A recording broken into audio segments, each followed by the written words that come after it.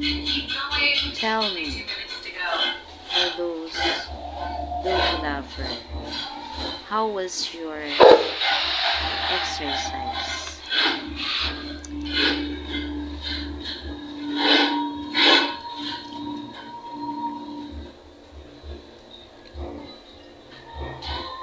This exercise is particularly important for your front so that you can relax your abdomen and your neck and chest area.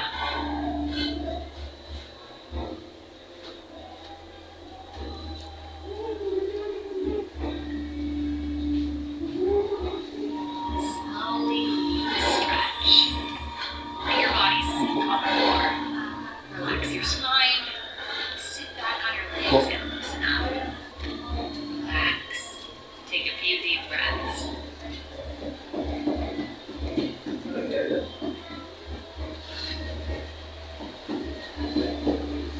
Dito, sa mo. And that's it. Good job.